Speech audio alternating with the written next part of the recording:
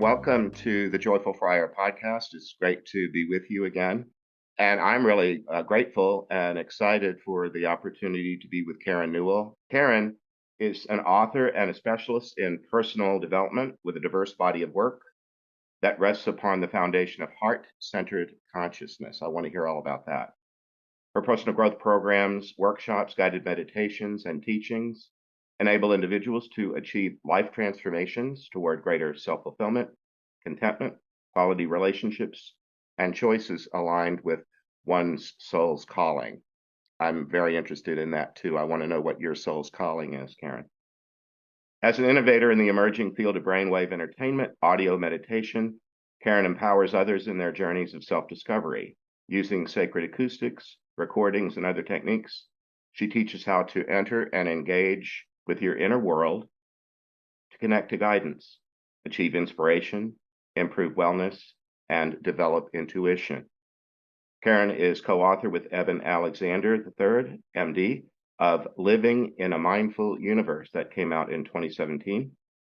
At international workshops presented with Dr. Alexander, Karen demonstrates key practices of consciousness exploration, heart awareness, intention, maintaining neutrality, emotional management, and cultivating internal knowing.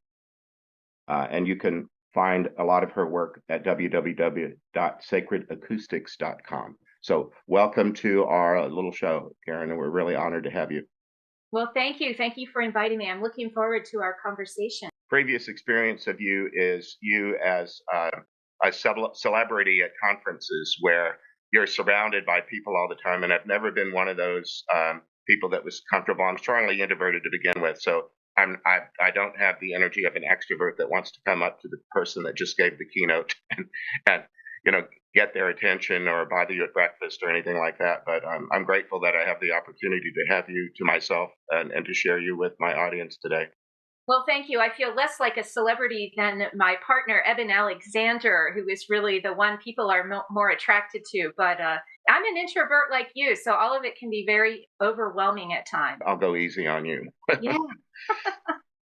The work that you're doing with sound and acoustics, meditation, the heart centering, I'm a member of a semi-contemplative religious order, and to the voice of the Holy Spirit in one's heart is just so important to me. How did you get involved in this as such an important part of your life? I was raised as a Methodist, and my family was very active in the church, and yet I wasn't sure I really believed in what I was being told. And every summer we would go to church camp, my brothers and I remember it was on the beautiful coast of Oregon, the beach, and just absolutely amazing nature. I just loved going to this camp.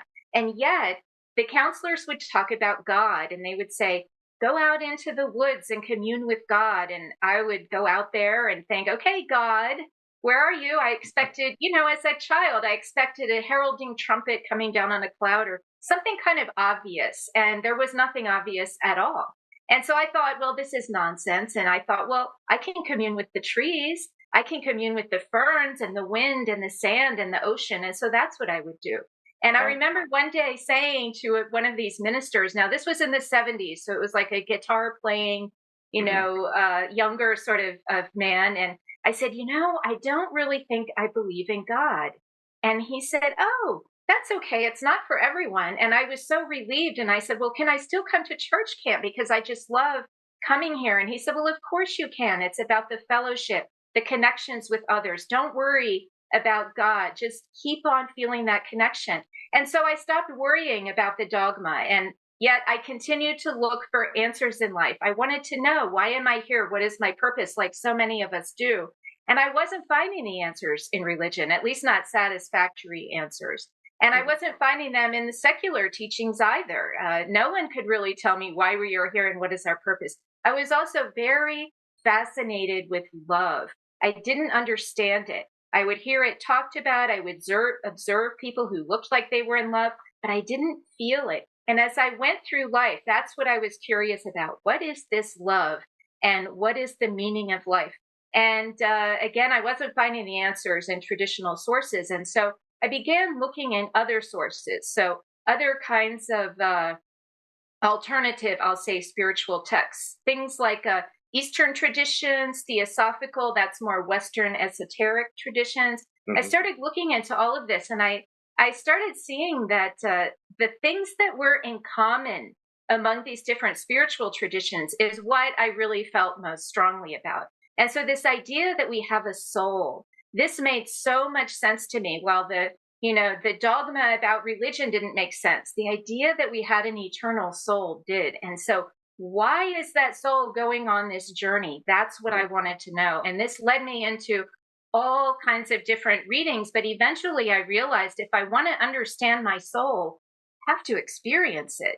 And Yeah. that's when I began different forms of meditation. And I wasn't very successful at it.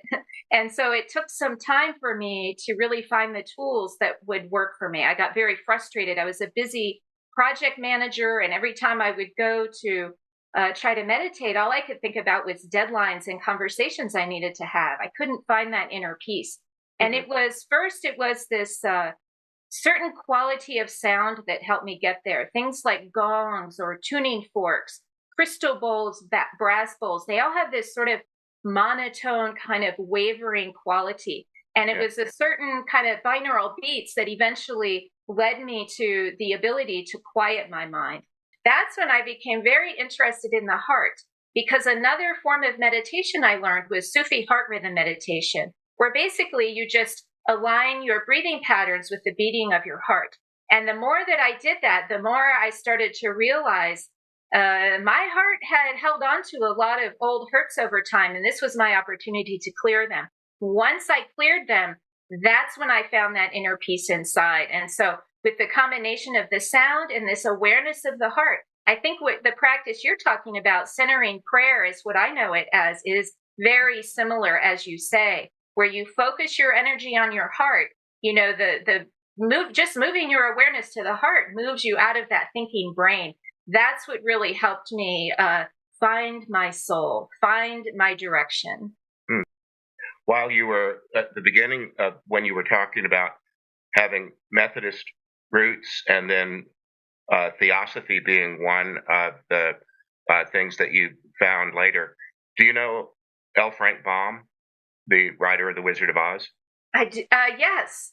You share that in common with him. He's from a Methodist background. He was born in 1856 and had Methodist clergy in his family, but had the same struggle that you did. He wanted more than it was providing, especially in terms of meaning and purpose and connection. And he went into theosophy, kind of tried, he and his wife tried to stay, and they were very involved in the suffrage movement. He died the year before women got the vote in the United States, but it was a lifelong work of he and his wife and his mother-in-law.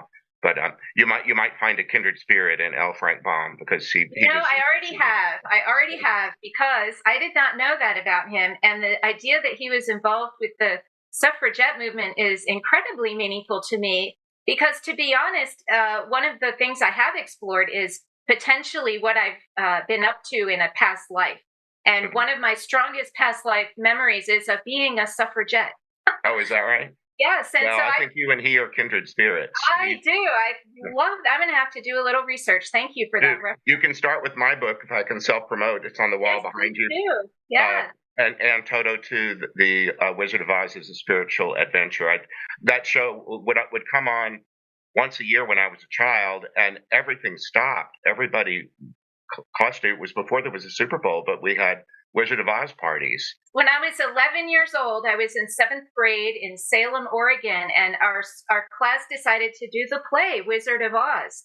And so I tried out for it. I wanted to be the witch, and I was not given the role of the witch. Too many kids were trying to get in the play, but I was given the role of Miss Gulch. Oh, sweet. So I love the title of your book. I will be getting that soon. And I don't have a dog of my own, but my best friend does, and I get to kind of share. And Toto and I are best friends. And I was just with him this morning. A really sweet little rescue poodle, only like 7 pounds of love. But she was Toto for the play. It was funny because I would come on the stage and she would wag her tail, and she was supposed to not like me, but it was just elementary school shenanigans of a play. You were just too darn likable. That had so much meaning for me. Good. Well, I hope I've introduced the two of you. Well, tell me more about person on retreat, that member of your church or whatever, and said, I'm not trying to answer that question anymore as etymology, that believe and beloved are the same word. Nice. And that if you get a person thinking about where do they know they're really loved, who is your beloved, they're already in the presence of God. You don't need to go searching somewhere else. It's already kind of right there doing. It sounds like you're helping people discover inner gifts. Somehow you help draw forward. What are some of your favorite experiences in the work that you're doing? That is exactly my favorite experience, is watching people find these answers for themselves. Because so many people, like me, I wanted to be handed lists with bullet points of things to do to be spiritual and whatnot. And it just doesn't work that way. You really just start exploring, finding techniques that work for you. And watching people do this when they write to me and ask for guidance is so fulfilling. People have said they've found, connections with their departed loved ones. They've found ways to let go of old childhood traumas. They've found, most especially, I love when they find that inner spark inside that represents that soul, that unique soul of who they are. And when people find that and they're like, oh my gosh, I understand what it's like to be loved, to feel a connection to something greater. People don't always talk about God, and that doesn't matter to me at all. It's this feeling to a connection of something greater. That's what's important. And people will use different words, but the most common word they use is love, feeling that love that you were just talking about. Yeah. And many people don't have that love in their lives. They don't have a reference point for someone who loves them. And so I ask them to find examples from their past where they felt that. Yeah. And some people will, maybe it's just from someone who was kind to them when they were on a bus, not someone who loves them every day. Sometimes it's an animal. I know for me, it was dogs, because I was looking for that. It was HeartMath Institute. They have done all kinds of research on the heart. And what they tell you is if you can generate feelings of gratitude in your heart, that you'll become more coherent. And so this was not easy for me to do. I could think of things I was grateful for, but not generate those feelings. And it was memories of my dog Puff when I was a very young child at age 6, when my mother first took her in as a stray and she had puppies under my bed. That to me was a magical moment. I'll never forget that. And that's what got me that spark. So not everyone is going to think puppies under the bed is a magical moment. That's a big mess. I do. Yeah. This is what I love guiding people to do, is find those moments that they have and to use those as reference points to generate that love now. This is for people who just don't have it in their lives, or who have lost, the only person they've ever loved has died. And so it's watching people move through that is so satisfying. And of course, I get my share of complaints and, oh, this is nonsense, it doesn't work for me. And all I can say is it doesn't work for everyone. And we all are really responsible for seeking and finding those techniques that work for us. For some, it's going to be movement. Others, it's going to be a particular meditation, a particular prayer to a deity, whatever it may be. We each need to find that method. Kind of an introduction, or early on in your experience of doing acoustics and meditation, it sounded like you became aware that around your heart, and I think you mean your physical heart, you became aware of a dark energy, or painful memories or trauma or something like that, that through your meditative practice assisted with acoustics, you were able to release it. I'd love to hear more about that. Yes, and there were really 2 techniques that I used to address this. And at first it was sound. I remember when I first started listening and getting quiet within, it was very scary. I would feel this underlying anxiety that I just absolutely, an emptiness and in my heart, and just completely just despair of being lonely. And I cried for about a day over this. And what I eventually realized in my intellectual mind, because what happens to us doesn't always get processed intellectually, it gets processed emotionally, or not processed in this case. And what I finally realized was back when I was, again, this was around 7 years old, my parents got divorced. My father had been in Vietnam for 2 tours, 2 years while I was this young child. I felt like I didn't even know him. And Yeah. yet he was very intriguing to me and I wanted to love him. And when when my parents told my two brothers and I they were getting divorced, we were asked, which parent would you like to live with? So Right. we were 8, 7, and 6. And my brothers both said, "Oh, you decide. We can't decide." They were just so upset about the whole thing. And I was a little colder. I said, "Well, I think I would like to live with my mother because, Dad, you haven't been here for me." And at that point, I shut down my heart. I Yeah. decided as a coping mechanism as a child, I don't need my father. I haven't Yeah. had him for these 2 years. I'll be just fine. Thank you very much. I shut it down. Hmm. That was the source of my despair. My parents got divorced. He was in the army still. And so he moved around. I didn't see him much as I was growing up. And he became this sort of fantasy figure to me, this fantasy father that, I knew. And now we have a healthy relationship. And yet I never had that loving father as a child. We can Yeah. never go back and redo that.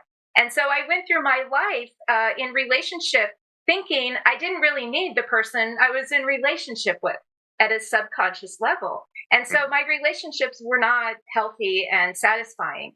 And so it was when I was doing all of this heart work. I was married in my second marriage, and all of this healing and letting go made me realize the mistake I had made to be with someone I didn't really think I needed. I didn't really love him the way he should have been loved. And so I ended that marriage and focused only on finding that love from within, finding that love that I didn't have as a child. And I talked to my father about this. Of course, he felt guilty. He felt all of the things, but nothing he said could go back and erase what had happened, that experience. So I had to sort of recreate that experience of generating that love from within. And that's when the rewards really started to take place. So the episodes of crying, of feeling sadness and lonely, those were all releasing those feelings. And the scariness was the fact that I would have to feel those feelings again.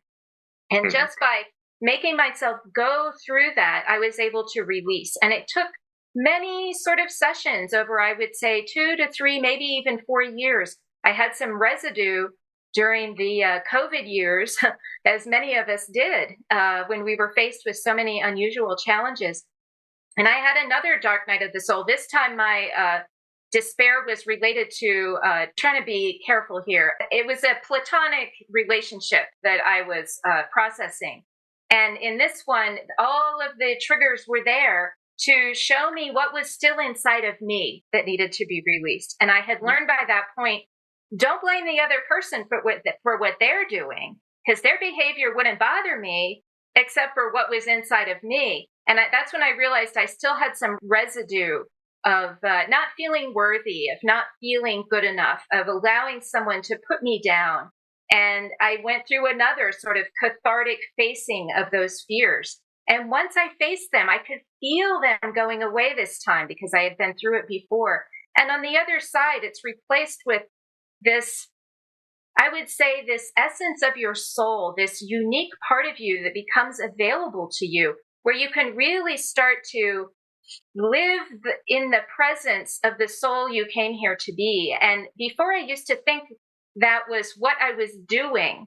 And now I think it's more about how I am being, how I hold my energy when I go about in the world, how I hold certain feelings in my heart, because I know whatever's in my heart is affecting other people around me without having to say a word. That's what heart math tells us. So I think I've thrown a lot at you. I don't know what you'd like to explore any deeper.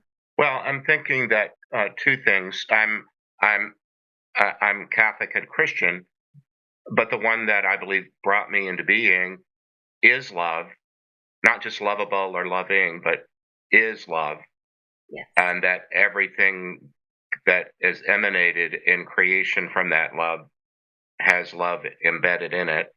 And Jesus said, "I am the way, the truth, and the life."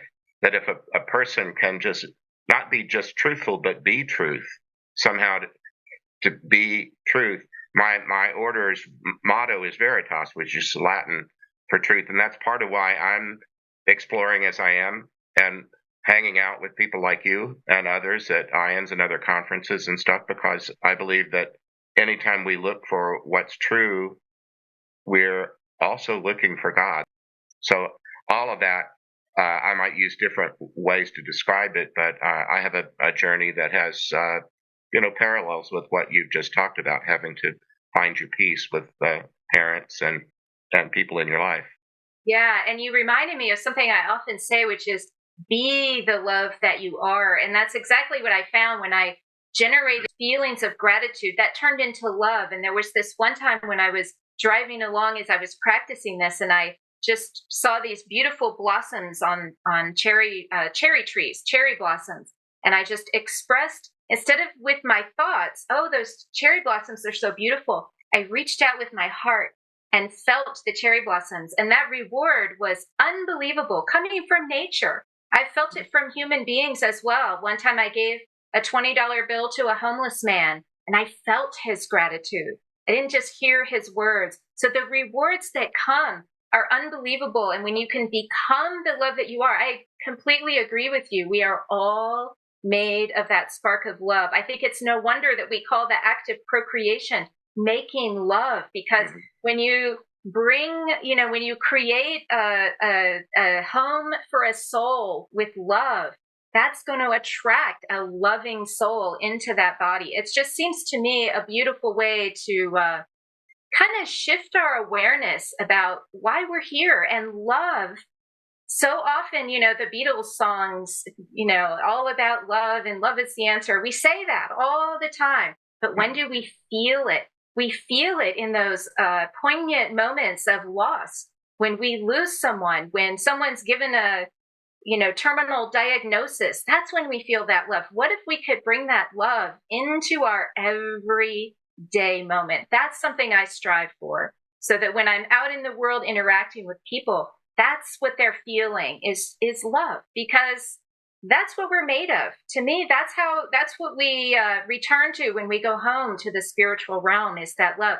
Why not bring some of that love here? So I love that not all religions are focused on that, but I know certain factions are, and that is such a beautiful thing. You make yourself available to be a guest on a podcast like this. What are some of the ways that you're making your message available to anybody that wants to take part? Well, we do it through the sound. On sacredacoustics.com, we have a free download. People can go try to see if that 20-minute recording might help you get to a deeper part of your inner awareness. We also offer the Whole Mind Bundle, is something that was used in a psychiatric practice in a pilot study that showed a 26% reduction in anxiety after just 2 weeks of regular listening. And those recordings, when the COVID pandemic first began, I reduced the price significantly, but also made a free option. So there's no barrier to anyone who wants to try and quiet the mind. And I always express my gratitude to anyone who will take the time to do that, because with the knowledge that we're all connected, I know that when someone else makes that same effort, it's also helping me and many, many others around you. And we have a series of videos that teach you how to use them, also completely free. So there's really no barrier. And the other way I do this work is with Eben Alexander. And so, of course, he has his amazing story of being in the afterlife and the incredible scientific background that helps him to explain how his brain could not have produced that experience given the disease he was in. And so I've learned so much about after-death communication, how common it is, how people can really maintain these connections with loved ones who have passed, not necessarily to, stay living in the past with that person, but to bring more fully their particular essence into their lifetime here and now. And often people find that through their connections with loved ones who have passed. I like to do that same thing. A large part of the people who find me and are interested in things I offer are either Catholic people, Christian people of other backgrounds who hear a lot about near-death experience and afterlife communication and all such things, but sometimes are kind of suspicious of it. And I find that I can help put them at ease and talk that might not sound so foreign.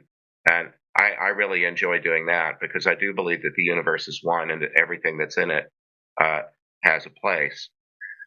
One of the things I'm interested in, because I do a lot of afterlife work, is time, past, present, and future, and helping people to imagine the present moment of a person who's died and the future moment of a person who's died and maybe still lives outside of time but still has sequence, who can still change and grow and have new experiences. Yes. And I named this podcast "The Joyful Friar" because the person who founded this order, Saint Dominic, was known. That was his nickname, the Joyful Friar. And when I was looking at joining a religious order, I just on my own decided to leave out any of them that had pain, suffering, crown of thorns, drops of blood in their name.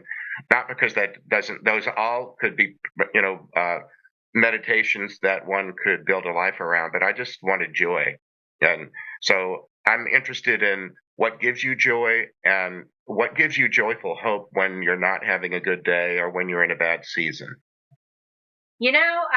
I really rely on that connection with nature so much because having it as a young child was really a beautiful gift because at any time, I mean, every morning, all I have to do is look at the sun and see what a beautiful role the sun is playing to bring us life here on Earth for plants and humans and everything else. And, you know, just the beauty of life itself can be seen in nature. That's where I find it. That does it for Now, you. yeah, there are times though when it's not so simple. I have to say that. And there will be challenges. I don't want to make it sound like we can't go through those desperate times because those are what really teach us how to have that joy later on, the contrast between them. And yet, nature is where I turn when those moments are there. And my dogs as well. Dogs just have this ability to show unconditional love. And Absolutely. anytime I'm feeling that despair in my heart, my dog looks at me like I'm the most special person in the world. And so, nature and animals are a beautiful source of joy for me. I love gardening. So, watching seeds that I've planted, grow into beautiful flowers is also very satisfying and joyful. Sure. I often recommend to people that if they're sad at heart, that they release some of it through their breathing, because every time we inspire, we take in nutrition, and it's no more expensive to take in a deep breath than a shallow one. You don't have to say, well, I wish I could do that, but I just can't afford it, Father. Well, no, you can. You can take a really deep breath and it's not any more expensive. And once your body's nourished, then all you have to do is intentionally expire, throw out the toxins that are in your body. That's happening all the time. You could do it with just greater intention. I love that though, because the breath is such a beautiful tool because it's happening all the time. So it's no wonder that meditative teachers direct you to use the breath as a Yeah. way to sort of guide things. But the inhale and exhale, you can inhale all kinds of things and exhale all kinds of other things. Yeah, it's a great way Yes. to bring power to those mental intentions. And doing that next to a green plant, that green plant is throwing off that toxic oxygen that it needs to get rid of. That's the great missing piece. Yes, Yeah. beautiful. That's part of that cycle. I just tell people go sit next to a green plant and thank it for giving you what you need, and then give it what it needs. It just you can just sit down and do that, and you'll probably your some of your worries might be with you when you get up, but you're probably going to leave some of them. No, I love that too because as you exhale, you're actually helping the plant. So Exactly. you're bringing life to the plant. That's beautiful. Do you have a message that you wish you could give them that they could take to heart? All of us are very unique and special souls. And so when you're feeling that despair, when anyone is feeling despair, just remember that unique part that you bring to this world, no matter what it is. And, we often say no soul left behind because all souls are part of this journey. And so anyone who feels like they're not really a part of it who is separate, that's an illusion. And so, my own experience of feeling that abandonment as a child, I think all of us experience some sort of abandonment when we come into that human body and we leave that source, that home that we come from that's full of love. Of course we miss it. Of course we feel abandoned, especially because it seems to be part of the plan that we forget that feeling and we have to rediscover it somehow. And so just reminding people that we're all a part of that one soul. And anyone who might be feeling like they can't make a connection, I always like to offer my own heart. My own heart, which is very strong, is always sending out positive energy to the world. And if anyone wants to tap into that energy, you have my permission. It's kind of like that, inhale and exhale. All of our hearts are kind of, beating together. I wouldn't say the beating isn't not just the physical part, but it's that exhale and inhale of the heart as it kind of expands and contracts around the body. So that's what I would leave people with, is just remembering that that's how your heart really works. And so having that awareness really helps to understand maybe, why you might be having conflict with someone in relationship, and keeping that smooth heart opening really makes a difference. Mm-hmm. Well said. How can our audience contact you or take advantage of programs that you have to offer? Well, you can go to sacredacoustics.com, and I shared some of the things that you can find there. You can reach out to me directly if you would like through the contact form, because I review all of those. And you can also go to innersanctumcenter.com. That's where I have a website with Dr. Evan Alexander, where we teach people some of these concepts and help with struggles through, loss of loved ones and finding purpose and things like that. Okay, great. Well, I'm sure that people will take advantage of that opportunity. I have really enjoyed this conversation with you, and it's really gratifying. I've met other Catholic priests, clergy, who also have just the most warm and open demeanor that is very refreshing. And we need that bridge from religion to the more secular spiritual world. And thank you for what you do. Sure. Well, God bless you for being with us today. So, audience, thank you for being with us today, too. My guest has been Karen Newell, who I hope that you will get to know better and perhaps take part in programs that she has to offer that could make your life better and make the lives of people around you better. So for now, this is the Joyful Friar signing off and wishing you joy. God bless you. I hope you enjoyed this episode of the Joyful Friar. You can visit me at nathan-castle.com. Send me a message by clicking the contact button. If you'd like to support this podcast, you can make a donation by clicking the donate button. See you next time. God bless.